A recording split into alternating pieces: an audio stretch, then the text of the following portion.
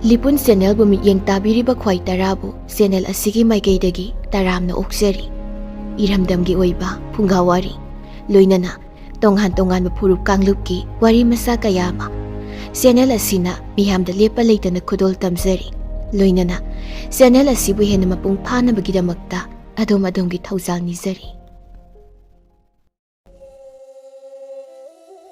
ꯑꯇꯤꯌꯥ ꯏꯄꯥꯛꯇ ꯊꯋꯥꯟꯃꯤꯆꯥꯛꯁꯤꯡꯅ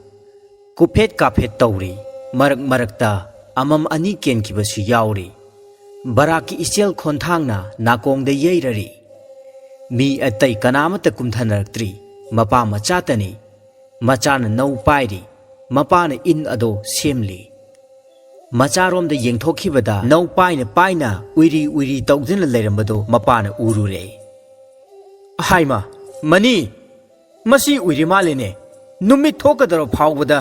ꯅꯃꯤꯠ ꯑꯗꯣ ꯃꯣꯔꯣꯛ ꯑꯁꯥꯕ ꯍꯦꯛ ꯅꯣꯏꯁꯤꯟꯕꯕꯨ꯫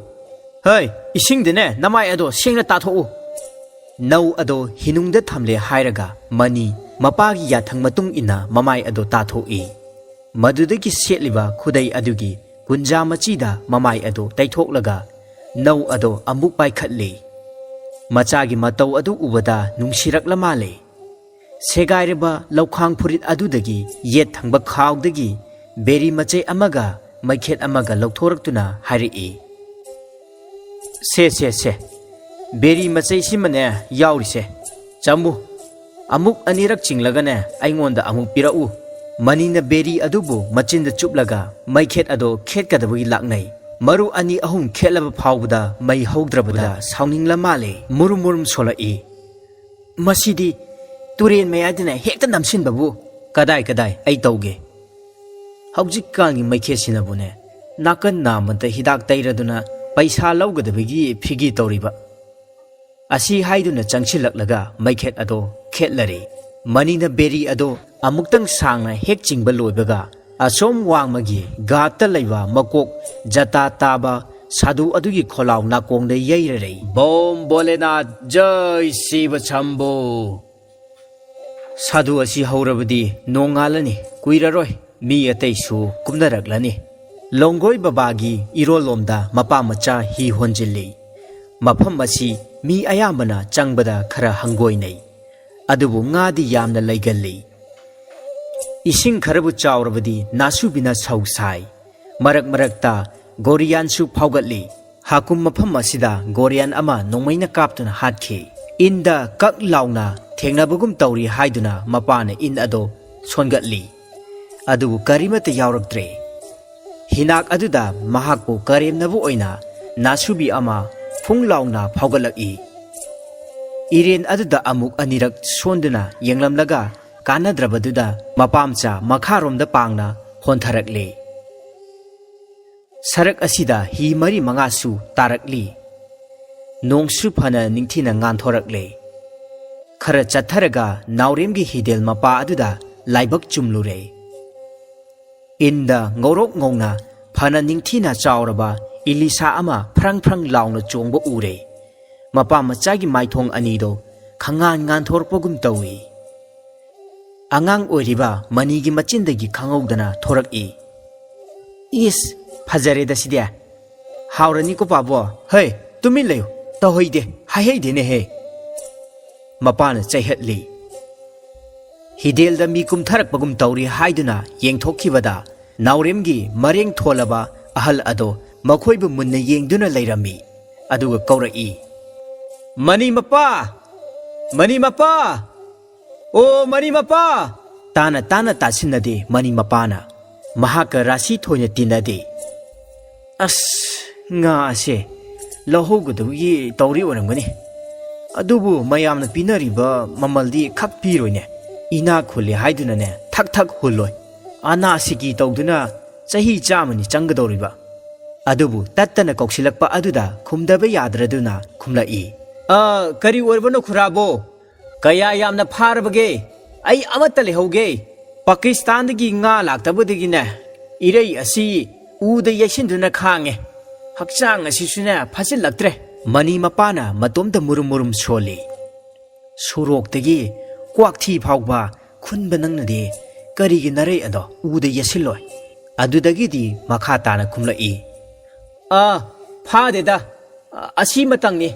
ꯑꯣ ꯑꯗꯨꯕꯨ ꯑꯩ ꯂꯩꯍꯧꯔꯒꯦ ꯉꯁꯤꯗꯤ ꯇꯣꯛꯂꯁꯤ ꯈꯨꯔꯥ ꯑꯁꯤ ꯃꯇꯪ ꯐꯥꯕꯁꯤꯗ ꯃꯑꯣꯡ ꯆꯥꯔꯔꯣꯏ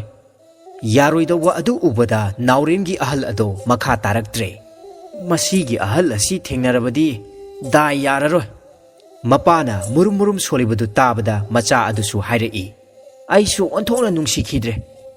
ꯅꯍꯥꯟ ꯃꯈꯣꯏꯒꯤ ꯇꯣꯃꯥꯜꯅꯅꯦ ꯑꯩꯉꯣꯟꯗ ꯐꯨꯔꯛꯂꯤꯕꯅꯤꯅꯦ ꯑꯩꯁꯨ ꯑꯉꯥꯡ ꯑꯗꯨꯒꯤ ꯋꯥ ꯑꯗꯣ ꯂꯣꯏꯁꯤꯜꯍꯧꯗ꯭ꯔꯦ ꯔꯍꯤꯃꯨꯗꯤꯟ ꯃꯄꯥ ꯃꯆꯥꯒꯤ ꯏꯟꯗ ꯉꯥ ꯑꯃ ꯂꯛꯄꯗ ꯎꯕꯗ ꯃꯄꯥꯅ ꯃꯨꯔꯨꯝ ꯃꯨꯔꯨꯝ ꯑꯃꯨꯛꯇ ꯇꯧꯔꯨꯏ ꯃꯤꯒꯤꯗꯤ ꯌꯦꯡꯉꯨꯗꯣ ꯂꯥꯛꯄꯒꯅꯦ ꯍꯦꯛꯇ ꯐꯥꯕꯅꯤ ꯔꯍꯤꯃꯨꯗꯤꯟꯅ ꯉꯥ ꯑꯗꯣ ꯍꯥꯞꯆꯤꯜꯂꯒ ꯀꯧꯔꯛꯏ ꯑꯣ ꯇꯥ ꯆꯥꯎꯕꯧ ꯀꯌꯥꯝ ꯐꯥꯔꯕꯒꯦ ꯐꯥꯗꯦꯗ ꯑꯃꯈꯛꯇꯪꯅꯤ ꯑꯗꯨ ꯑꯣꯏꯔꯁꯨ ꯃꯍꯨꯠꯇꯤ ꯍꯟꯖꯤꯜꯂꯦꯗꯅ ꯉꯔꯥꯡꯗꯤ ꯑꯩ 3ꯈꯛ ꯐꯥꯏ ꯃꯔꯤꯗ ꯌꯣꯜꯂꯦ ꯌꯣꯜꯂꯒꯕꯨꯗꯤ ꯍꯣꯏ ꯄꯩꯁꯥ ꯈꯔ ꯑꯃ ꯐꯪꯒꯅꯤ ꯑꯗꯨꯕꯨ ꯌꯣꯜꯂꯔꯣꯏ ꯏꯆꯥꯅꯨꯄꯤ ꯁꯅꯥꯔꯩ ꯑꯗꯣ ꯊꯥ ꯌꯥꯝꯁꯤꯜꯂꯛꯂꯦ ꯆꯥꯛ ꯆꯔꯥ ꯑꯃꯇꯪ ꯄꯤꯖꯒꯦ ꯍꯥꯏꯗꯣꯛꯄꯒꯤꯗꯤ ꯏꯀꯥꯏꯕ ꯖꯥꯠꯅꯤ ꯌꯣꯟꯅꯕ ꯂꯥꯛꯅꯕꯗꯅꯦ ꯏꯂꯤꯁꯥꯒꯤ ꯃꯍꯥꯎꯕꯨ ꯀꯥꯎꯕꯨ ꯀꯥꯎꯁꯤꯜꯂꯛꯂꯦ ꯉꯁꯤꯗꯤ ꯆꯥꯔꯨꯔꯒꯦ ꯃꯄꯥ ꯃꯆꯥꯅ ꯃꯌꯨꯝꯗ ꯀꯥꯈꯠꯂꯛꯄ ꯃꯇꯝꯗ ꯅꯨꯃꯤꯠ ꯃꯥꯡꯒꯣꯜ ꯃꯌꯥꯏ ꯌꯧꯔꯛꯂꯦ ꯃꯆꯥꯅꯨꯄꯤ ꯈꯔ ꯆꯥꯎꯕꯤ ꯇꯝꯐꯥꯅ ꯂꯣꯟꯕ ꯁꯪꯒꯣꯝ ꯌꯥꯎꯗꯕ ꯆꯤꯅꯤ ꯑꯉꯥꯡꯕꯒꯤ ꯆꯥ ꯑꯗꯣ ꯃꯥꯡꯒꯣꯟꯗ ꯐꯝꯗꯨꯅ ꯊꯛꯂꯤꯉꯩꯗ ꯀꯣꯟꯁꯝꯒꯤ ꯀꯟꯍꯥꯏꯅ ꯀꯣꯟꯊꯣꯡꯗꯒꯤ ꯀꯧꯔꯛꯏ ꯆꯥꯎꯕ ꯑꯣ ꯆꯥꯎꯕ ꯏꯂꯤꯁꯥ ꯑꯃ ꯐꯥꯔꯛꯏ ꯍꯥꯏꯕꯗꯨꯕꯨ ꯆꯨꯝꯕ꯭ꯔꯣ ꯀꯟꯍꯥꯏꯒꯤ ꯃꯈꯣꯜ ꯍꯦꯛ ꯇꯥꯕꯗ ꯆꯥꯎꯕ ꯃꯁꯥ ꯄꯨꯝꯕ ꯁ꯭ꯋꯥꯏ ꯂꯥꯎꯈꯤꯕ ꯈꯪꯍꯧꯗꯦ ꯃꯉꯣꯟꯗ ꯀꯟꯍꯥꯏꯒꯤ ꯂꯨꯄꯥ 2 ꯁꯤꯀꯤ ꯇꯣꯟꯕꯗꯨ ꯅꯤꯡꯁꯤꯡꯂꯛꯏ ꯃꯄꯥꯅ ꯈꯨꯝꯗ꯭ꯔꯤꯉꯩꯗ ꯃꯆꯤꯟ ꯌꯥꯝꯅ ꯊꯤꯒꯠꯂꯛꯄꯗ ꯉꯥꯏꯔꯤꯕ ꯃꯆꯥꯅꯨꯄꯥ ꯃꯨꯛꯇꯥꯅ ꯈꯨꯝꯂꯛꯏ ꯑꯆꯧꯕ ꯑꯃꯈꯛ ꯐꯥꯔꯦ ꯑꯉꯥꯡ ꯑꯗꯨꯅ ꯍꯥꯏꯔꯤꯕꯗꯣ ꯀꯟꯍꯥꯏꯅ ꯇꯥꯔꯤꯒꯗ꯭ꯔꯥ ꯇꯥꯔꯤꯔꯣꯏꯗ꯭ꯔꯥ ꯈꯪꯗꯦ ꯆꯥꯎꯕꯅ ꯃꯆꯥꯗꯨ ꯆꯩꯍꯠꯂꯤ ꯍꯩ ꯃꯆꯤꯟ ꯊꯤꯔꯦꯗ ꯑꯉꯥꯡꯁꯤꯗꯤ ꯅꯪꯒꯤ ꯅꯊꯧ ꯀꯔꯤ ꯂꯩ ꯑꯗꯨꯗꯒꯤ ꯊꯣꯡꯒꯥꯜꯂꯣꯝꯗ ꯈꯨꯝꯃꯤ ꯑꯃꯠꯇꯕꯨ ꯐꯥꯔꯛꯇꯦꯗ ꯇꯥꯗ ꯀꯅꯥꯅ ꯍꯥꯏꯔꯤꯕꯅꯣ ꯍꯣꯏ ꯐꯥꯔꯛꯇ꯭ꯔꯕꯗꯤ ꯀꯝꯗꯧꯅꯤ ꯑꯁꯤ ꯍꯥꯏꯅ ꯍꯥꯏꯔꯝꯂꯒ ꯀꯟꯍꯥꯏ ꯍꯟꯈꯤ ꯃꯨꯛꯇꯥꯅ ꯃꯍꯥꯛꯀ ꯁꯥꯟꯅꯃꯤꯟꯅꯔꯤꯕ ꯃꯃꯥꯟꯅꯕ ꯇꯣꯝꯆꯧꯗ ꯋꯥꯔꯤ ꯁꯥꯏ ꯑꯩꯈꯣꯏꯒꯤꯗꯤ ꯍꯣꯔꯦꯟ ꯏꯂꯤꯁꯥ ꯊꯣꯡꯕ ꯆꯥꯒꯅꯤ ꯍꯥꯏꯕ ꯁꯨꯛ ꯆꯥꯎꯏꯗꯣ ꯇꯨꯔꯦꯟꯗꯒꯤ ꯐꯥꯔꯛꯂꯤꯕ ꯅꯈꯣꯏꯒꯤꯗꯤ ꯆꯥꯖꯕ꯭ꯔꯣ ꯃꯈꯨꯠꯅ ꯇꯝꯗꯨꯅ ꯃꯃꯤꯠꯅꯦ ꯃꯅꯥꯅꯦ ꯇꯝꯂꯤ ꯃꯆꯦ ꯇꯝꯐꯥꯅ ꯊꯣꯔꯛꯇꯨꯅ ꯃꯄꯥꯗ ꯍꯤꯗꯥꯛꯐꯨ ꯄꯤꯗꯨꯅ ꯍꯥꯏꯖꯩ ꯄꯥꯕꯣ ꯍꯧꯖꯤꯛ ꯊꯣꯡꯅꯕ ꯆꯦꯡ ꯂꯩꯇꯦ ꯀꯝꯗꯧꯅꯤ ꯄꯥꯎ ꯇꯥꯕꯗ ꯆꯥꯎꯕ ꯃꯆꯥꯅꯨꯄꯤꯔꯣꯝꯗ ꯃꯨꯟꯅ ꯌꯦꯡꯉꯤ ꯍꯤꯗꯥꯛ ꯊꯛꯅꯤꯡꯂꯝꯕꯒ ꯋꯥꯏ ꯆꯥꯏꯈꯤꯕ ꯈꯪꯍꯧꯗꯦ ꯇꯥꯟꯖꯥ ꯑꯗꯨꯃꯛꯇꯗ ꯃꯁꯥ ꯄꯨꯝꯕ ꯃꯇꯨ ꯀꯦꯟꯈ꯭ꯔꯕ ꯁꯔꯨ ꯁꯌꯥꯡ ꯉꯥꯛꯇ ꯉꯥꯏꯔꯕ ꯑꯍꯜ ꯑꯣꯏꯔꯕ ꯍꯨꯏ ꯂꯥꯕ ꯑꯗꯣ ꯀꯗꯣꯝꯗꯒꯤꯅꯣ ꯈꯪꯗ ꯊꯣꯔꯛꯇꯨꯅ ꯁꯨꯃꯥꯡ ꯃꯌꯥꯏꯗ ꯇꯨꯔꯣꯏ ꯉꯥꯔꯣꯏ ꯍꯦꯛ ꯆꯠꯂꯩ ꯆꯦꯡ ꯂꯩꯇꯕꯒꯤ ꯃꯔꯝ ꯄꯨꯝꯅꯃꯛ ꯃꯉꯣꯟꯗ ꯂꯣꯏꯅ ꯇꯥꯏꯅꯕꯤꯔꯦ ꯍꯨꯏ ꯑꯗꯨ ꯍꯦꯛ ꯎꯕꯗ ꯆꯥꯎꯕ ꯁꯥꯎꯃꯟꯈ꯭ꯔꯗꯨꯅ ꯆꯥꯎꯕꯅ ꯐꯝꯂꯤꯕ ꯐꯥꯟ ꯑꯗꯨ ꯇꯥꯞ ꯍꯦꯛ ꯄꯥꯏꯗꯨꯅ ꯍꯨꯏ ꯑꯗꯨ ꯇꯝꯅ ꯂꯪꯈꯤꯕ ꯈꯪꯍꯧꯗꯦ ꯃꯔꯥꯜ ꯂꯩꯖꯗꯕꯅꯔꯥ ꯍꯨꯏ ꯑꯗꯨ ꯄꯥꯟꯕꯗꯤ ꯄꯥꯜꯍꯧꯗ꯭ꯔꯦ ꯈꯣꯡ ꯇꯧꯗꯨꯅ ꯊꯣꯡꯒꯥꯜꯂꯣꯝꯗ ꯑꯗꯨꯝ ꯆꯦꯟꯈ꯭ꯔꯦ ꯆꯥꯎꯕꯁꯨ ꯍꯤꯗꯥꯛꯐꯨ ꯑꯗꯨ ꯄꯥꯏꯔꯒ ꯁꯥꯎꯅ ꯏꯃꯨꯡꯗ ꯆꯪꯂꯛꯂꯦ ꯀꯨꯝ ꯂꯩꯅꯥꯅ ꯐꯝꯗ ꯇꯥꯗꯨꯅ ꯂꯩꯔꯤꯕꯤ ꯇꯝꯐꯥ ꯃꯃꯥꯅ ꯌꯥꯎꯂꯛꯄ ꯇꯟꯖꯥ ꯍꯦꯛ ꯊꯦꯡꯅꯔꯨꯔꯦ ꯍꯧꯖꯤꯛꯇ ꯂꯟꯖꯥꯎ ꯑꯃ ꯊꯣꯛꯈꯤꯕꯗꯣ ꯇꯝꯐꯥ ꯃꯃꯥꯗꯤ ꯕꯥꯞ ꯇꯥꯍꯧꯗ꯭ꯔ ꯃꯥꯜꯂꯦ ꯑꯗꯨꯒ ꯑꯁꯨꯝꯅ ꯍꯥꯏꯔꯛꯏ ꯑꯉꯥꯡ ꯑꯁꯤꯅ ꯆꯦꯡ ꯂꯩꯇꯦ ꯍꯥꯏꯔꯤꯕꯁꯤꯕꯨ ꯅꯪꯕꯨ ꯇꯥꯔꯕ꯭ꯔꯥ ꯀꯝꯗꯧꯗꯧꯔꯤꯅꯣ ꯃꯨꯠꯂꯒꯦ ꯇꯧꯔꯝꯕ ꯃꯩ ꯑꯗꯨ ꯑꯃꯨꯛ ꯈꯪꯆꯥꯛ ꯍꯦꯛ ꯆꯥꯛꯈꯠꯂꯛꯏ ꯉꯝꯖꯗ꯭ꯔꯦ ꯏꯇꯣꯝꯇ ꯂꯥꯛꯅꯕ ꯁꯤꯒ ꯍꯥꯏꯔꯒꯅꯦ ꯁꯤꯖꯈ꯭ꯔꯣ ꯃꯤ ꯑꯣꯠꯇꯨꯅ ꯂꯩꯒꯗꯕꯒꯤ ꯁꯔꯨꯛꯄꯨꯗꯤ ꯈꯔꯒ ꯆꯣꯟꯊꯔꯝꯒꯗꯕꯅꯤ ꯑꯗꯨꯕꯨ ꯃꯄꯥꯟꯗꯒꯤ ꯀꯅꯥꯅꯣ ꯑꯃꯅ ꯀꯧꯔꯛꯄ ꯑꯗꯨꯗ ꯌꯥꯈꯤꯗ꯭ꯔꯦ ꯀꯧꯔꯤꯕꯗꯨ ꯀꯅꯥꯅꯣ ꯍꯥꯏꯗꯨꯅ ꯆꯥꯎꯕ ꯃꯄꯥꯟꯗ ꯊꯣꯔꯛꯏ ꯊꯥꯅꯤꯟꯖꯥꯎ ꯑꯣꯏꯔꯝꯕꯗ ꯆꯥꯎꯕ ꯁꯛꯐꯝ ꯑꯗꯨ ꯍꯦꯛ ꯍꯟꯖꯤꯜꯂꯤ ꯑꯗꯨꯒ ꯍꯪꯉꯤ ꯀꯔꯤ ꯊꯕꯛꯀꯤꯅꯣ ꯑꯩꯈꯣꯏꯒꯤ ꯊꯥꯕꯜꯂꯩ ꯂꯥꯛꯏꯌꯦ ꯇꯥ ꯆꯥꯎꯕ ꯉꯥ ꯑꯃꯠꯇ ꯊꯤꯕ ꯐꯪꯈꯤꯗ꯭ꯔꯦ ꯇꯥ ꯆꯥꯎꯕꯅ ꯏꯂꯤꯁꯥ ꯈꯔ ꯐꯥꯔꯛꯏ ꯍꯥꯏꯕ ꯇꯥꯕꯗꯨꯗ ꯂꯥꯛꯆꯔꯤꯕꯅꯤ ꯑꯃꯈꯛꯇꯅꯤꯗ ꯏꯃꯨꯡꯗ ꯆꯪꯂꯛꯎ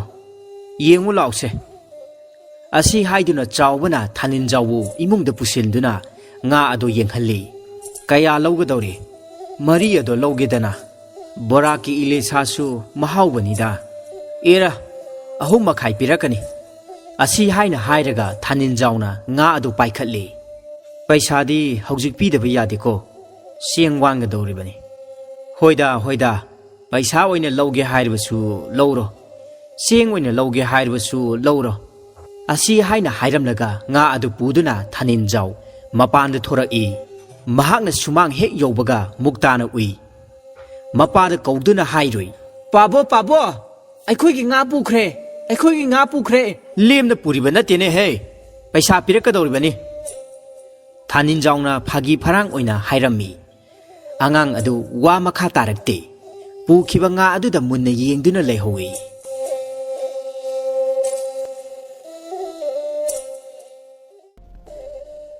Wari macha asi Sija Guru Mayum Nilvi Sharma Sastri Lisingwa Chamapan Kuntaret ki Basantagi Charong Lisingwa Chamapan Hompu Taret Haiba Wari macha gi larik adudagi lauthorokpani Lairabana angang oibagi harau nungai jaba pumnamak mundi khraba nupa macha amagi awaba punsida minungsi uttuna iba wari machani Haujik laubirasi Rajo gi phuri Rajo Nangdi nafika setri boire Hera nungai khideda ngarang anta chasi haina khraga Tomana harau na wahi khara si hairei Rajo masagi mamingdi Rasmani kawi adubu khwaina di Rajo haina kongnai madi maru lukthaduna kapli Magi marupna hairiba wa adugi pakum amata piramde Tombana manak yamna nakna changsilaga amukasu hairei Kaidoragi me chatsimi haima iru sulu zadrimale se thengkreba is lamjau se mina pik thankre hai mi dina pipi khongbina lainariba bol akambi laidi hangi lai is aidi pistol macha laigani do nangi di lairoidro tomba aidi ngasi lai khurumba chatlaroibo asumna rajona yamna asa kaina khumi kaidoragi chalusida nangdi hakum chu jatte nakhoigi imana chairabro paisa leitrabasu aigi yamna yauriye asina hekta chaminasi tu paisa ani chatpisina lai de katsi makhai amana lai leini aduga pistol machasu khechiga kanguga chaminasi ibani chatminasi adugi yengoi pistol du amuka kaminasi asi haiduna furit khawdagi paisa puthokduna ulaki tomba nang saurano ai chalaroi mamangi tagopal hoiga chatminaruro hayeng thaurani jarma numita oina chatminarasi tombana chachi haina takli rajona chatlaroi haina khumi angang oiba singna asigumba harau kumaigi numit asibu kayada khawrang ngaijaba Tha kaya watlingaidagi kumaigi nungaiba asa tawjai angang masel amaga wari tawnajai Krishna Jarma Thaurani Jarma Yausang Kang Yausanggi naka thengba Kanggi khechri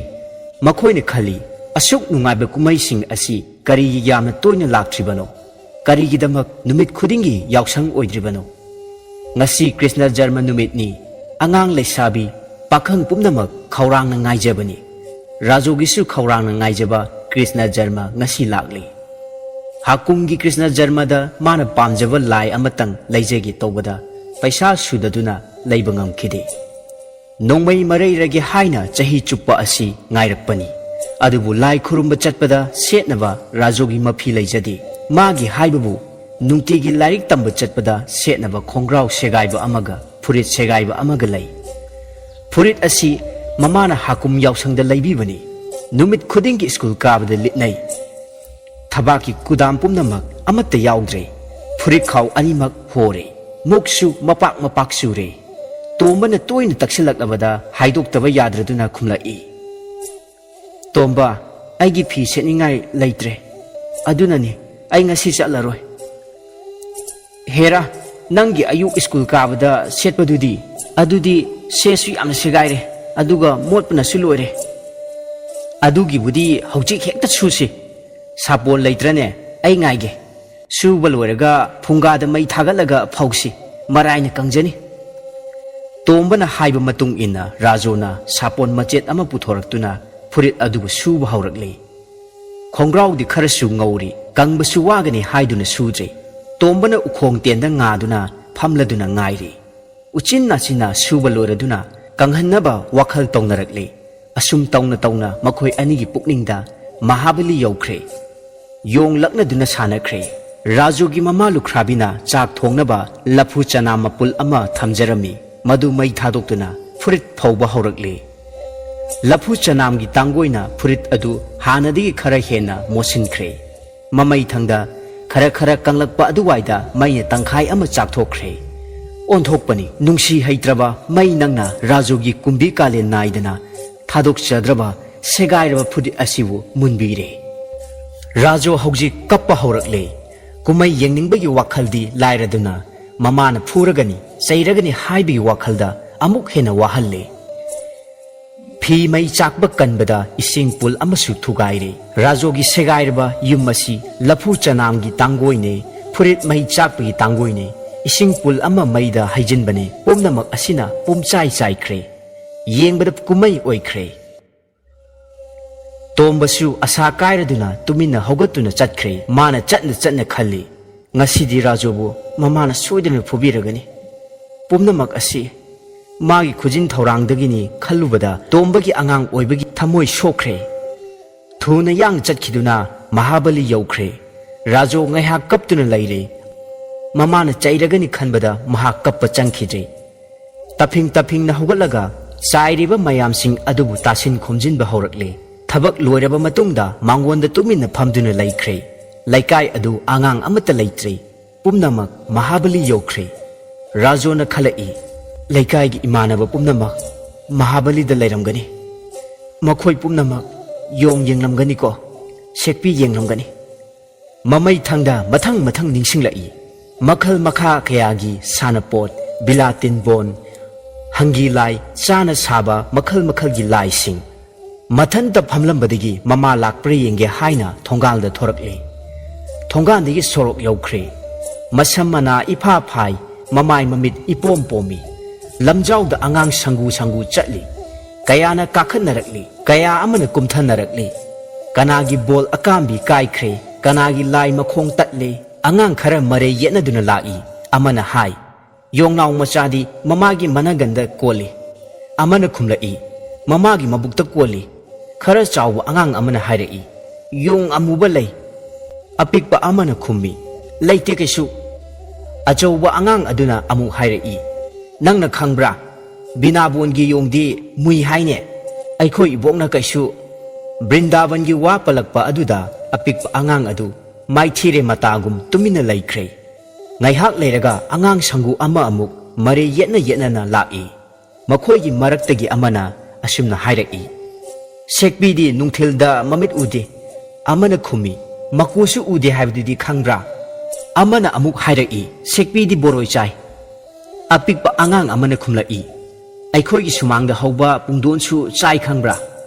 aduga aikhoi gi laphuda yanba laphui su chai chawtak toba angang amana hairai sekbidi ma yamna leine khangra ipang pangba angang amana hairai madi aikhoi gi phamungda lei Marol haurakpa ithaki matawgum angang sangu kaya chatkre pumnamuk Rajona tumina yengduna lepi ngaihak leiraga marai kaigi mamanaba mayam lakle Rajo ubada man leinarakpa pot utkadabagi hochinnarai Gopalna magi lai uladuna hairi Tarajo tu aigi lai si phajadra paisa mari pi Devena amu hairi aigidi ani pi bani Aigine hena phajai ko Rajo ahan begi angang adu maithire matagum tumina laikre tole na hairi Rajo aigi pistol se yengo makhai ama pibani asi haiduna magi pistol du dang launa kablai Rajo su angang pumna maksu khangprek he khangi Rajo na makhoi mayamna haiba adu yengbada mak yengi thoidokpa pakhumde pide angang pumna mak magi mayum tana chanakre pumnamak asi Rajo gi thamoigi achakpa mairida gi haibagum thokre ngaihak leiraga mama su kaitheldagi kumlakle Rajo gi mama lukhrabi yamna nangna hingjaba punsini piklaba segairaba yum aduda mama machada lei nongmagi kaithelda mana masingi lukmai panduna madudagi phangjarakpa sel kharana mama machagi mapuk thai Rajogi mamana yum yorokpa matamdadi imung adu kangkhong chairamle. Sak thongnanaba laphu chana mapul ama thamjarami madusu leiramdre. Ising pulsu thugaibiramle. Phungagi ut waine ising pul ama haidokpane Rajo mamana chairagani khanduna phanna semjin sajilami. Adubu mai thadokhraba sing amasung kaikhraba puldi amuk halau haiba yaba natte. Mamana chainanabagi maramdi ichauk chauna adum mareire. Saubana mai hauraduna laurai. Rajo! Rajo! Ho Rajmani! Sak thongnanaba sing mapul ama thanambadu kadaida chaikhre? Ising puna kari tawbada kairiba. Rajo pakhum amata piba laitana tuminna leptuna laikhre. Makha tabada mamana kari tawrakadagi haina khanbada kibana thak thak nikhre. Saubana mai hauraba Rajo mana ngang ba makai ngangnam laga chai paiduna chenchilakle amasung machabu phuba haurakle. Pambai leitraba Rajo yana khada thoktuna kaptuna laikhre. Ngaihak leiraga machagi tangkhai ama mai chak thokhraba phurit adu thengnarure. Madu ubada hana saurambagi mathakta saruk chama hena saugalakle asumna hairaki. Phurit asina kari tawbada thariba maino. Asi haiduna chai paiduna amuk hochilakle. Handakti Rajo tuminna laithokpa yaroi dauri. Mana pakhum pidriba makhai mamana phugadori kapna kapna hairaki. Mina ngarangna phurit laibiyo lai khurumba chachege hairaga. Adubu laiba ngamhodre haidanabu amandabu mai thadokpa haunabrane. Ha nahai nayada huklingai sieng phawba laitribada aduk pikliba nangna phurit phawba mai tharbadi kharaga chauradi yum phawba mai thaba ngamgadawri. Tombaga aiga phurit suraga maida phawbada chakthokraga mina lai khurumba chachege tawraga khangudana Rajo magi makhutagi chai adu nanthaduna taki. Matam phana kuire machana phurit laibiu phurit segaire hairakliba adubu puk thananabagi lanphamda maithiba phanglabi Rajo mamana machagi wa adu thoina pukning changluba ngamde. Machagi wahai kharasi taraga khangning ningsinglai ngarang machana haihui. Phurit segaiba photpiu kudam pansinbiu aduga lai khurma chananaba susu sudokpiu. Adubu nongmagi kaithel ngahak kaduna mana masing yoluraga siki ana phangnanaba hotnaba sina machagi phuriti lairaduna chara ani suna chabu phangde. Mara leitraba amasung maraibak thiraba machabu phuruba makhut asimak onthokna pap cheli khanba horakle. Khanghodana panning khaiduna chentharakpa ising iselgum mamittagi pi chentharakle. Mathangi numitta mamanaba angang mayam pareng pareng oina lairik tamba thongnarakle. Rajona khongtenda ngaraduna lambenda chatliba angang sing adubu tingak tingak yengduna leire. Mahangna sumna khalai. Aigi segariba phurit adu maina chaklamdrabadi aisu school kagadawani ko.